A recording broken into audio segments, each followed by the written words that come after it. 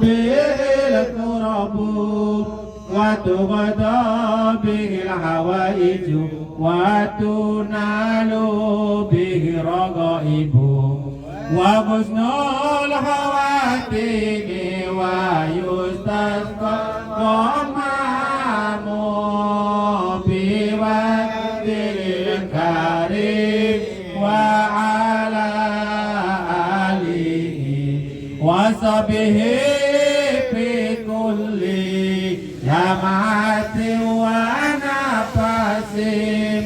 ونفس بعدد كل معلوم.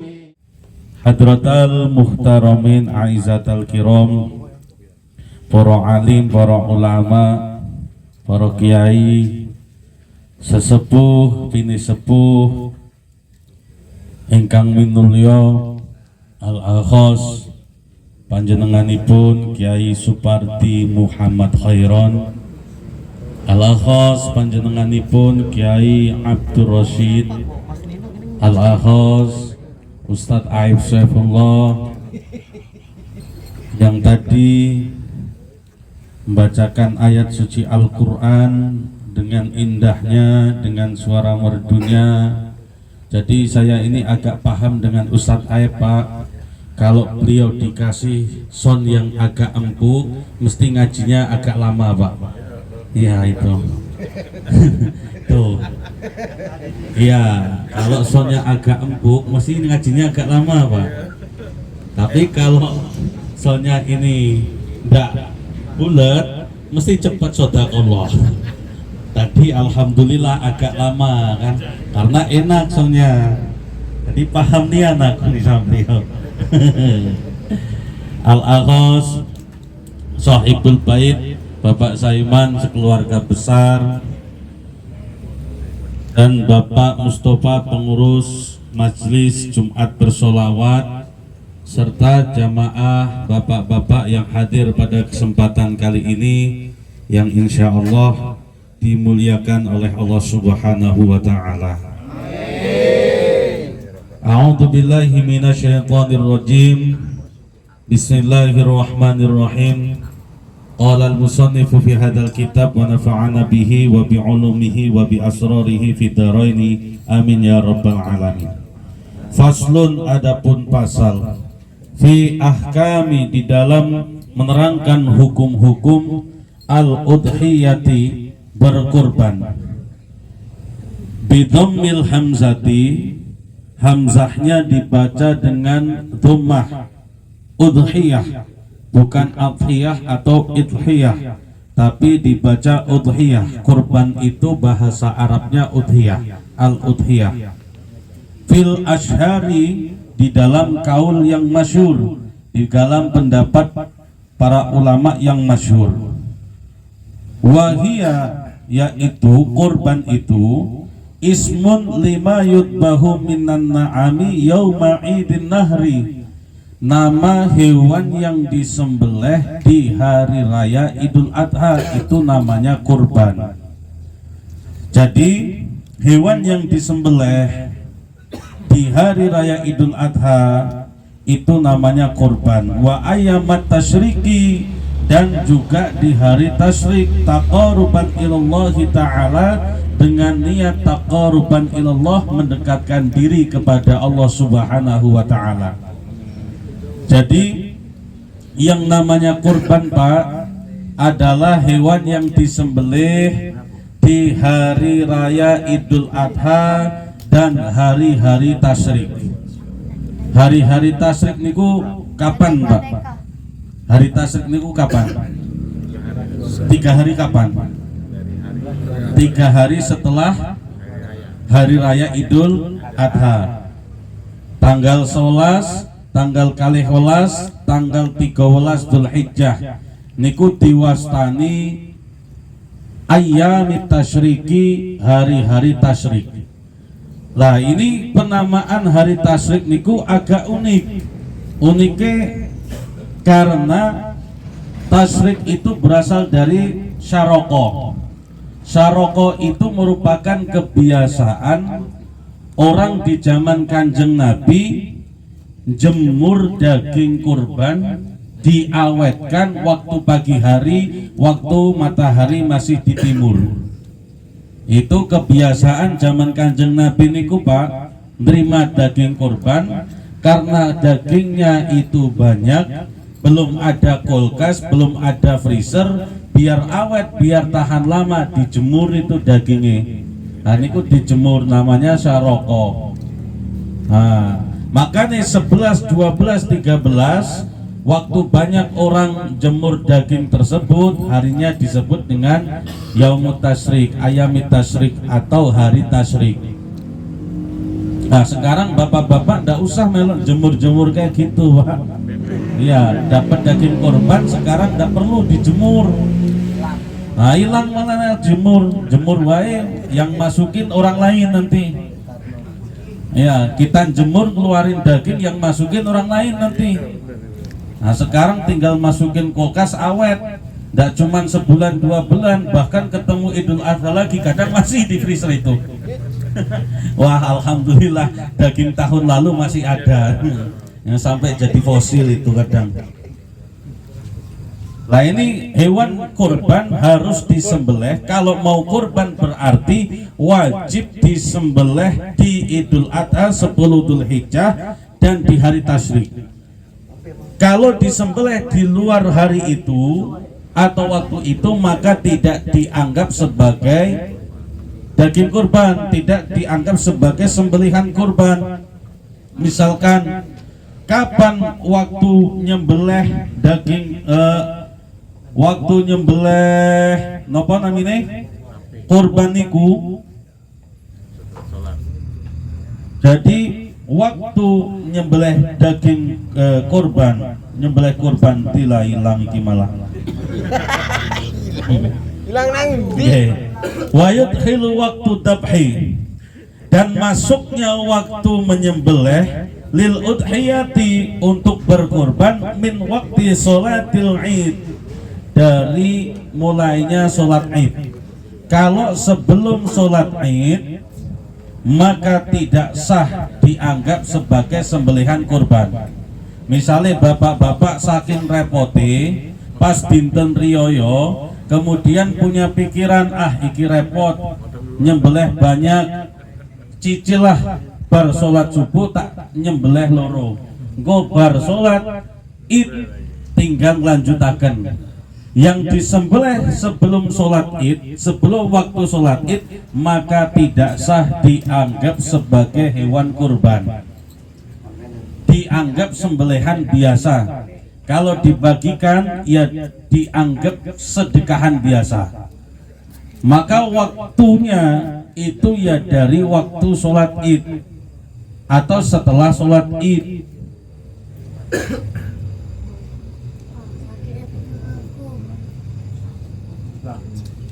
Hilang lagi. Mobil hilang dipun Pak. Kemudian waktu akhirnya kapan? Akhirnya adalah di hari terakhir hari tasyrik, ghurubi syamsi min akhiri ayami tasyriki, terbenamnya matahari di akhir hari tasyrik. Tanggal 13 Dzulhijjah pas ghurubi syamsi, pas terbenamnya matahari, yaitu maghrib, itu batas terakhir. Ada hewan kurban sebelum maghrib belum disembelih, pas tanggal 13 disembelihnya setelah maghrib, maka sudah tidak dianggap sebagai sembelihan kurban lagi, dianggap sembelihan biasa. Itu waktu nyembelih kurban dari sholat id atau waktu sholat id sampai akhir itu maghrib tanggal 13 Dzulhijjah, batasnya niku. Wal udhiyatu, dan kurban sunnatun muakkadatun alal kifayah, hukumnya adalah sunnah kifayah yang muakkadah. Jadi hukum kurban niku hukumnya sunnah kifayah. Tegesipun napa pripun, sunnah kifayah itu seperti halnya fardu kifayah. Fardu kifayah contohnya ngurus jenazah, Pak. Ngurus jenazah niku fardu kifayah. Kalau dalam satu kampung ada orang meninggal, kemudian gak ada sama sekali yang ngurusi jenazah tersebut, maka satu kampung dosa. Tapi kalau ada yang ngurusin walaupun satu, maka yang lain gugur kewajiban ngurusin jenazah, gak dosa. Seperti itu. Dalam bab kurban juga seperti itu. Ada sunnah kifayah, ada sunnah ain, ada fardu kifayah, ada fardu ain. Fa idza ata biha wahidun min ahli bait, jika dalam satu keluarga itu ada yang berkorban satu, kafa an jami'ihim, maka sudah mencukupi satu keluarga tersebut. Tapi ngoten, penjelasannya sunnah kifayah itu bukan kemudian berarti semua keluarga siapapun cukup satu kambing untuk satu keluarga. Bukan, Pak.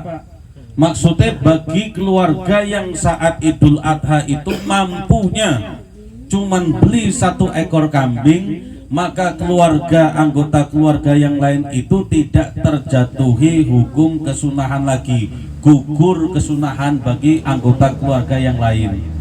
Tapi kalau misalkan keluarganya mampu sebenarnya untuk membeli masing-masing satu ekor kambing, kok cuman belinya satu ekor kambing, maka yang lain ya tetap terjatuhi hukum makruh, karena sebenarnya mampu, cuman kok ngapa belinya cuman satu ekor kambing. Ngoten niku, Pak.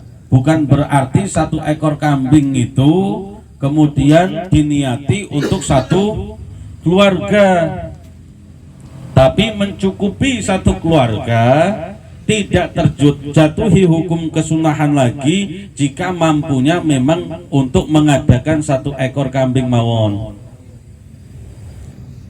Wala tajibul udhiyatu illa bin nadri, dan tidak ada hukum berkorban itu yang wajib kecuali korban yang nadar. Misalkan bapak-bapak nadar, kalau misalkan anak aku ini jadi PNS, aku nadar tahun ini mau berkorban. Lah seperti itu maka wajib dibayar. Dan hukum korban yang nadar layak kulalahu, maka tidak boleh melok makan dagingnya walaupun nyicipin sedikit, tidak boleh. Harus disedekahkan semua. Fatasaddaqu jami'an, harus disedekahkan semua. Wa yujzi'u fiha, dan diperbolehkan di dalam udhiyah tersebut al-jada'u minad dha'ni, hewan kambing domba. Domba niki domba, wedhus sing domba sing bulune kandel, wa huwa malahu, dan kambing domba tersebut yang memiliki umur sanatun 1 tahun. Domba, Pak, umure niku sing sah dijadikan hewan kurban niku kalau sudah menginjak umur 1 tahun, wa ta'ana fi saniyati, dan menginjak usia kedua tahun. Domba senes wedhus sing biasa niki. Domba nek bahasa riki ini apa? Bahasa sini apa domba itu, Pak? Bukan wedhus gembel. Kibas ya. Kibas niku biri-biri ya. Nah, biri-biri niku wedhus kibas niku usiane cukup 1 tahun. Niku pun sah dijadikan hewan kurban. Wa ta'ana fi saniyati, dan menginjak kedua tahun. Nanti dulu masalah gigi copotnya loh nanti, karena ada yang usianya sudah cukup, belum poel, belum jatuh giginya, belum tanggal, nanti kadang ini juga bisa diakalin. Orang tuh jualan Idul Adha kadang sengaja dipotek-potekin, agak nakal, padahal usianya belum cukup agar cepat laku. Nah, ini jadi masalah di situ. Jadi usianya 1 tahun, 1 bulan, 1 tahun, 2 bulan, 1 tahun, 3 bulan, sampai ke 2 tahun dan seterusnya. Mulai dari 1 tahun itu biri-biri kambing kibas kambing biri-biri itu sudah sah dijadikan hewan kurban. Kalau yang domba ini.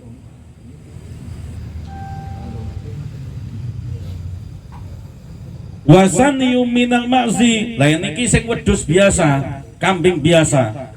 Kambing biasa itu di sini biasanya disebut kambing Lampung. Kambing Lampung, kambing dusun, kambing kacang, kacang panjang, kacang tanah, kacang brul. Nah ini kambing yang biasa, wasaniyu minal ma'zi, dan kambing yang biasa, wa huwa malahu sanatani wa ta'ana fi salisati, usia yang sah dijadikan hewan kurban kalau sudah menginjak usia sanatani 2 tahun, wa ta'ana dan menginjak fi salisati, menginjak ke 3 tahun.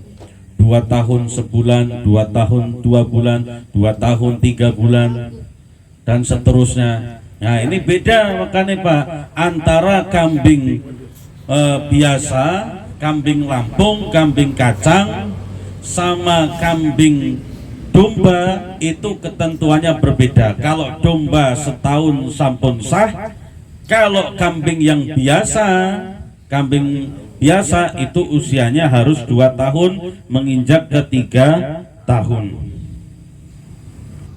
Wasaniu minal ibili, dan unta itu sah jika dijadikan kurban usianya sudah mencapai berapa? Khamsu sinina wa ta'ana fi sadisati, usianya menginjak 5 tahun, 5 tahun menginjak fi sadisati, menginjak ke 6 tahun. Itu unta. Walaupun kayaknya tidak mungkin kalau di Prabu Mulih ada yang nyembelih unta, tapi bukan tidak mungkin sebenarnya Pak Firdaus, karena di pondok-pondok pesantren di Jawa itu ada pondok-pondok pesantren yang beberapa itu hampir sering mengadakan sembelihan unta. Di antaranya yang sering itu di Jawa Timur, Magetan, ada pondok pesantren Temboro itu. Ya, pondok pesantren Temboro niku termasuk sing sering ada mengadakan unta, mendatangkan unta untuk disembelih. Insya Allah nanti Majelis Jumat bersolawat juga akan mengadakan unta juga ya Pak Mus ya. Oh, unta. Iya, maling di kebun binatang. Enggak, nanti datangkan. Insya Allah nanti sampai hari tasrik terakhir gak jadi motong itu Pak. Iya, ditontonan, dipoto-foto terus, gak jadi dipotong. Mumpung ada unta di Prabu Mulih ini. Untanya yang gemuk kayak Pak Mus. Apa ini gemuk semua sampai kanan kiri aku nih. Besok insya Allah sudah ini siap. Udah gemuk-gemuk Pak ini. Masya Allah. Wis layai ini. Wasaniu minal baqari, dan dari jenis sapi malahu, sapi yang mempunyai usia sanatani 2 tahun wa ta'ana, dan menginjak fi salisati, menginjak ke 3 tahun. Sapi usia 2 tahun menginjak ke 3 tahun. Itu usia sapi, berarti sama dengan wedhus biasa, sama dengan kambing biasa yang bukan kambing domba, usianya 2 tahun menginjak ke 3 tahun. Wa tudzi'u al-badanatu an sab'atin, dan diperbolehkan al-badanah. Badanah niku unta sing bentuknya besar, sing badannya besar niku badanah. Wa tudzi'u al-badanatu an sab'atin, dan diperbolehkan al-badanatu unta an sab'atin untuk 7 orang. Istaroku, berserikat fi tadhiyati biha, untuk mengorbankan unta tersebut. Jadi unta boleh untuk 7 orang. Wa tadzi'u al-baqaratu an sab'atin kadzalika, dan diperbolehkan al-baqaratu, sapi, an sab'atin untuk 7 orang kadzalika, seperti itu. Sapi, unta boleh untuk 7 orang. Istaroku, berserikat arisan. Tapi yang jadi masalah itu nanti di akhirat Pak itu. Iya. Ya, naiknya rame-rame. Karena nanti kan hewan kurban itu Pak akan Allah bangkitkan menjadi kendaraan tunggangan kita melalui Shirathul Mustaqim. Jadi yang repot itu yang rame-rame Pak itu lagi repot. Tunggu-tungguan lagi Pak. Tunggu-tungguan 7 orang itu. Lemak kalau kita ini berserikatnya satu kelompoknya sama yang rajin sholat lemak Pak. Cepet itu. Nggak nunggu lama. Lah ini yang sama wong yang nggak pernah sholat, tiap hari main gaplek terus Pak. Kita seharusnya nggak berangkat ini Pak. Tapi nunggu itu nggak selesai-selesai Pak. Nggak berangkat-berangkat akhirnya Pak. Nah itu penumpangnya soalnya 7 nanti ketinggalan. Ya nanti wallahu a'lam itu nanti gimana, bolak balik atau gimana sapinya nggak tahu.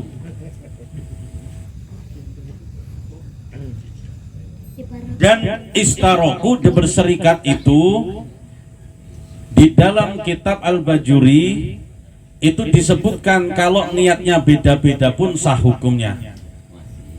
Misalkan ada 7 orang, satu niatnya kurban, satu niatnya akikoh, itu kurbannya tetap sah. 7 orang niatnya beda-beda, yang satu niatnya akikoh, yang satu niatnya kurban, itu kurbannya tetap sah, hukumnya tetap sah. Yang repot Pak, maka hati-hati ketika kita arisan kurban, jangan sampai niat kita di dalam hati itu cuman hanya pengen dapat bagian daging kurban. Itu berarti tidak niat kurban, cuman pengen dapat bagian daging kurban, maka tidak sah kurbannya. Tuh, ada orang melo arisan, ada orang ikut arisan daging kurban sapi, tapi niat dalam hatinya ikut arisan itu biar dapat bagian daging kurban. Tidak ada niatan di dalam hatinya pengen kurban. Melo biar makan daging kurban, melo biar dapat bagian daging sapinya. Maka dia tidak dianggap sedang berkorban di hadapan Allah, karena hanya pengen dapat bagiannya wae. Padahal tanpa diniati untuk mendapatkan bagian, itu sebenarnya ya boleh mengambil bagian sunnah, mustahab, tabarukan, ngambil barokah. Tidak lebih dari 1/3, tapi tidak boleh lebih dari 1/3. Misalkan sapi itu ditimbang dapat 1 ton, misalkan 1 ton itu kan ada 7 orang berserikat di situ, arisan di situ, maka 1/3-nya dari 1 ton itu berapa? 300 kilo, 300 sekian kilo, ya. Berarti 300 sekian kilo dibagi 7 orang, bukan kemudian 7 orang ngambil 1/3, 1/3, 1/3, habislah. Iya, iya. Dan tidak boleh itu sahibul korban kayak kemarin saya sampaikan, nunjuk milih. Tidak boleh, Pak beritahu jangan lagi mah itu. Tidak boleh. Aku korban nih, tolong sisain paha belakang buat aku yang korban. Haram hukumnya, tidak boleh. Tidak boleh Cak. Tidak boleh. Tidak boleh nunjuk. Iya. Jadi bolehnya itu semua sudah dicincang, kabeh pun dicincang, ya jeroan dicincang, tulang dicincang, daging yang jelek dicincang, yang bagus dicincang, ya dapat daging yang jelek, dapat daging yang bagus, dapat tulang, dapat jeroan. 1/3 itu kumpulan dari semua bagian itu, bukan 1/3 bawa balik daging toh. Kadang orang itu 1 asoy, 1/3-nya cuma daging wae Pak, ndak kate tulang, ndak kate apa, dan itu ndak boleh. 1/3 itu ya hitungan ada tulangnya, ada jeroannya, ada hatinya, ada daging yang jelek. Jangan cuman yang bagus-bagus dibawa balik. Kalau yang bagus-bagus dibawa balik 7 orang ini Pak, tinggal yang jelek-jelek nanti dibagikan. Kasihan nusuk satenya susah nian itu. Iya. Nah, kemudian sedikit lagi watut si usatu an saksin wahidin, dan satu ekor satin kambing. Sate kambing jangan-jangan berasal dari bahasa Arab ini, satin. Satin Madura, satin. Ini cocok-cocokan wae. Wa tujzi'u asyatu an syahsin wahidin, dan diperbolehkan satu ekor kambing an syahsin wahidin untuk satu orang. Wa hiya afdalu min musyarakatihi, dan itu lebih bagus, lebih afdal daripada yang 7 orang satu ekor sapi. Jadi satu ekor kambing untuk satu orang itu lebih afdal dibandingkan satu sapi 7 orang. Yaitu kalau satu kambing kan berangkat langsung berangkat besok, ndak nunggu wong lain, langsung berangkat selesai. Kalau sapi kan tunggu-tungguan. Nah kalau kita ini gabungnya sama ustadz sama kiai, lemak langsung berangkat, kita yang ditunggu. Yang masalah itu kita sudah selesai, yang lain belum selesai lama, Pak. Seharusnya kita sudah masuk itu, jadi belum masuk itu. Nah, ya. Wala yabi'u, dan haram dan tidak diperbolehkan menjual ayahrumu, maksudnya diharamkan alal udhiyati bai'u syai'in minal udhiyati, yang berkorban menjual segala sesuatu dari hewan kurban tersebut. Ai min lahmiha, maksudnya entah itu dagingnya, au sya'riha atau rambutnya, bulunya, au jildiha atau kulitnya, itu haram diperjualbelikan. Termasuk panitia kurban itu haram besok memperjualbelikan kulit kurban. Karena panitia kurban itu kepanjangan tangan amanah dari sohibul kurban.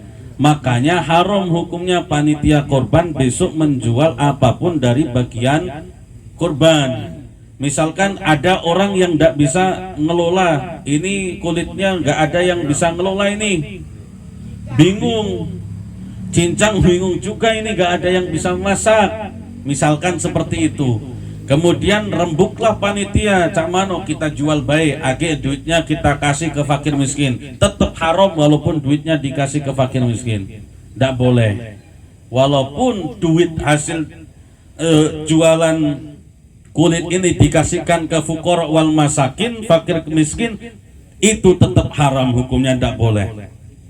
Siasatnya gimana? Kita cari fukara dan masakin dulu, cari orang yang tidak mampu dulu, kita kasihkan ke fakir miskin, kita undang orang yang biasa beli kulit, kita datangkan yang beli, kita juga datangkan fakir miskinnya, orang yang tidak mampu kita kasihkan, biar mereka transaksi sendiri, kita panitia itu ngawasi wae, biar tidak dibeli murah sama yang biasa beli kulit itu wae, Pak. Kalau kita yang transaksi haram hukumnya. Wa yahrumu aidan ja'luhu ujratan lil jazari. Nah, ini hukumnya haram. Panitia kurban diubah pakai daging kurban. Nih, Pak. Ini kita di masyarakat ini sudah menjadi kebiasaan yang menjamur ini. Kalau kemudian datang bantu-bantu mileti nincangin daging kurban, itu baliknya diubah pakai 1 kantong asoy. Kalau itu upah, maka haram hukumnya. Yang motong, yang jagal, yang miletin, yang nincang, yang bantuin masukin ke kantong asoy, yang bantuin bagi-bagi, kalau nanti diupah pakai daging kurban ataupun dari bagian hewan kurban, maka haram, tidak boleh. Nah, ini kan kebiasaan ngoten kan Pak teng masyarakat. Kalau bantu-bantu dapat jatahnya sebagai upah, leres napa leres? Ah, niku mboten angsal, niku haram niku. Estu niku serius, niku haram mboten angsal. Dan perkara seperti itu sudah menjamur di masyarakat. Dalam Lah, lebih aman dibayar pakai duit sekalian. Ini 50.000, 50.000, 50.000. Aman itu malah. Memang kendaknya mah itu, Pak. Memang seharusnya seperti itu. Memang seharusnya lebih aman tuh yang jadi panitia jangan diupah dari daging kurban. Tidak ada jatah panitia, Pak. Titik niku, boten enten jatah panitia. Nek kupon niku jatah warga aman. Tapi kalau bawa pulang karena diupahi sebagai panitia haram, boten angsal. Nanti repot. Saya misalkan bawa adik, bawa ponakan, padahal masih sekeluarga itu. Yang punya anak, bawa anak tiga-tiganya suruh berangkat. Nanti bawa pulang, ya tiga-tiganya anak bawa kantong asoy masing-masing. Bapaknya bawa kantong asoy, anaknya 3, dia bawa kantong asoy. Ada isi tak? Kantong asoy itu? Iya, ada isi. Lah yang seperti itu tidak boleh, boten angsal, Pak. Niki juga nasihat bagi para pengurus masjid agar ada ketegasan di situ. Tidak boleh itu panitia kurban kah, atau yang bantuin kah, atau yang jagal kah diupah melalui daging kurban atau bagian dari hewan kurban, niku haram.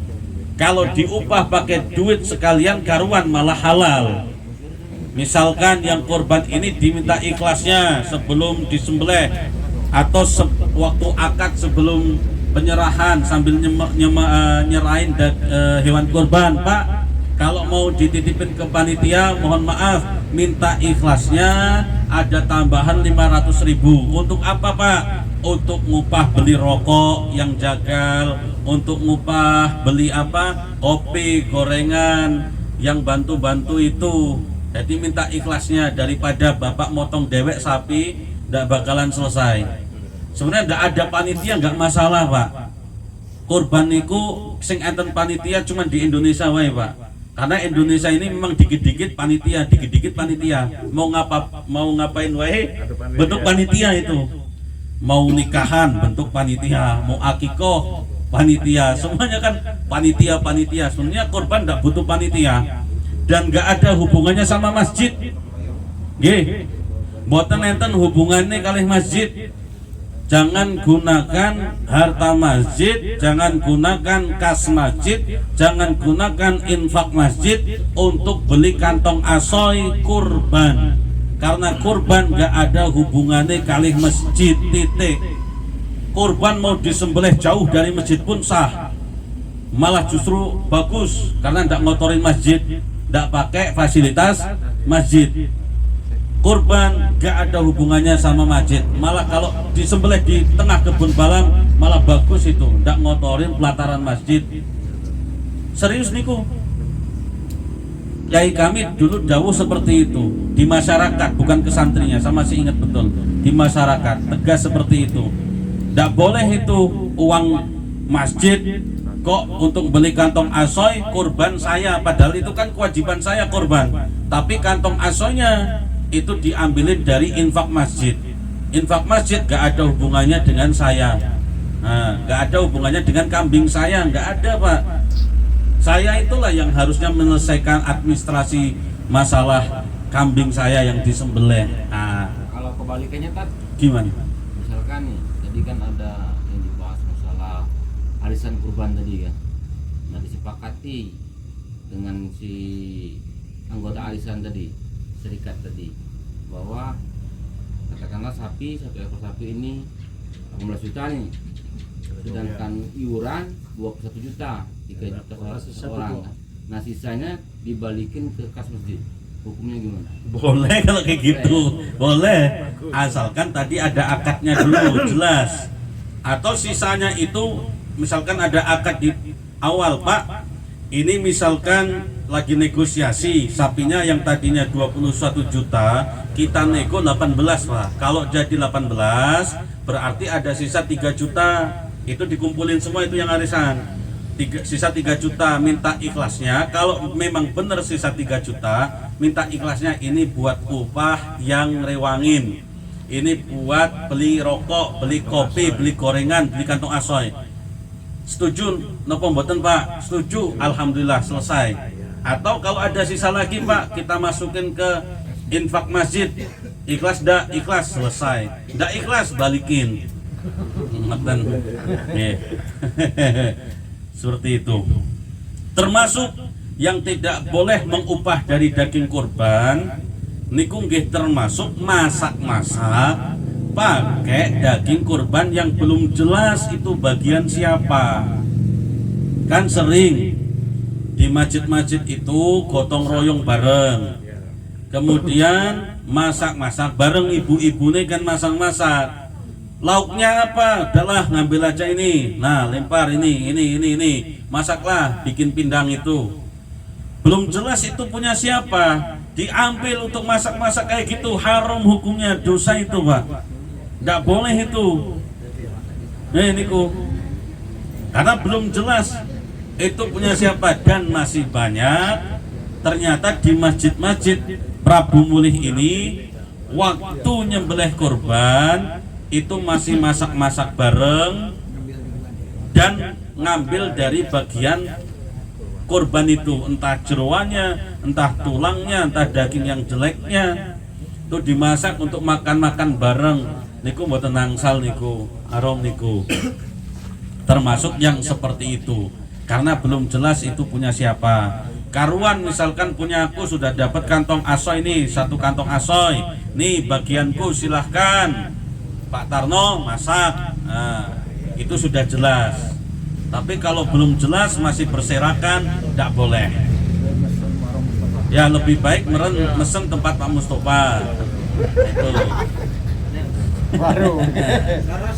Meres. Buka kan Pak Mustafa? Insya Allah. Nunggu pesanan itulah. Cekap semonten.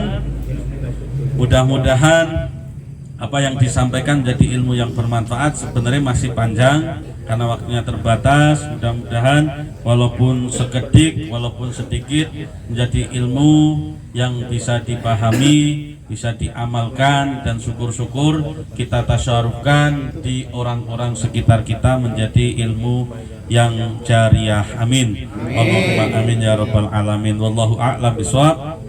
Wallahul muwaffiq ila aqwamit thoriq. Assalamualaikum warahmatullahi wabarakatuh. Waalaikumsalam warahmatullahi wabarakatuh.